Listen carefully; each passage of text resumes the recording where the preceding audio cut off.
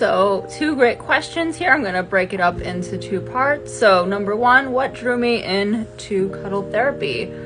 So, I always had an interest in mental health and helping people. I had a bachelor's degree in psychology, and on a personal level, I always loved to cuddle. Bear with me here with my makeshift lighting setup.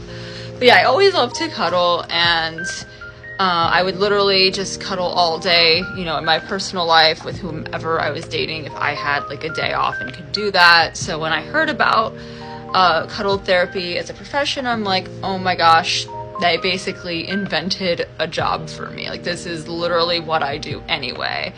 When I first heard about it, I was dating someone who immediately shot down the idea. Like, there was no way they were going to let me do that. So I kind of just kept it in the back of my head. I didn't really think there was a lot of demand for it, or it was like something that could be a full-time job.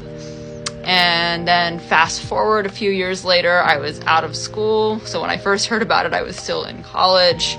So I was like a year out of college at this time, and I was really struggling. I got my bachelor's in psychology, but couldn't find a good job. I was kind of planning on going back to school and getting a master's in counseling or psychology to become a therapist, but I was burnt out. I needed a break from school. So I was working some really crappy jobs, really down on my luck, and I was at a point where I had a day job, but it was like base pay plus commission, and you had to wait 2 months to even get the commission. So I was just living off of really low base pay, which was not enough for me at the time. And so I'm like, okay, I need to find a second job. And I remember at the time, like when it first happened, I had no car. I had recently gotten in a car accident, wasn't able to get another car right away. So I spent like a month with my uncle shuttling me around from like my house to my job. And then I finally got a car. It was like a Saturday. And then I think that month, and I started looking at like second jobs I could do, like after work, on weekends, things like that. As soon as I got the car, I knew I had more options. And then I think on Monday, I applied on a website called Cuddle Comfort, and I've made videos about Cuddle Comfort. I don't recommend people do what I did and start there, but that's how I started. So I applied on Cuddle Comfort to become a professional cuddler on there. Wednesday, my job fires me very abruptly. I'd only been there a couple weeks, but I apparently wasn't making the cut. And then I, already had a bunch of job interviews lined up because I wasn't happy there anyway. Thursday, Cuddle Comfort accepts me. I immediately pretty much start getting bookings and tons of messages. And so I think it's like Friday I had my first session. I also had 3 job interviews that day. So I remember like driving around all day in a suit, going to 3 different interviews, and then that evening going to my first ever client's house wearing a suit. And I was like 10 minutes early. I'm like, hey, do you mind if I change? And they're like, absolutely. So I showed up to my first cuddle session in a business suit.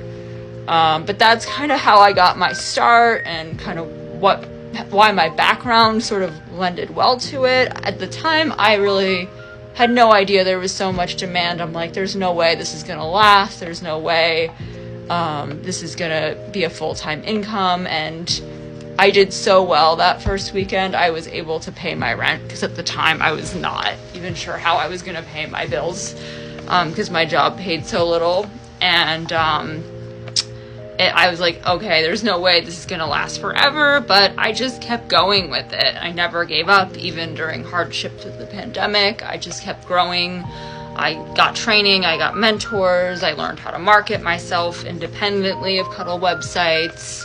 I had my office location, so I've come a long way since I started, but I think my innate love of cuddling, my interest in psychology and mental health, and just generally wanting to help people, being an empath, all lends really well to this profession. And so I think it came pretty naturally to me. But yeah, if I could go back in time, I definitely would have gotten some training first, like talked to some people who were in the business, learned a few things, because there were a lot of really like manipulative, predatory clients who would try to groom me and be like, well, all the other cuddlers are doing X, Y, and Z, so you should do X, Y, and Z. And like, you know, you really have to learn how to weed those people out and say no, because they go after newer cuddlers who don't know any better, basically.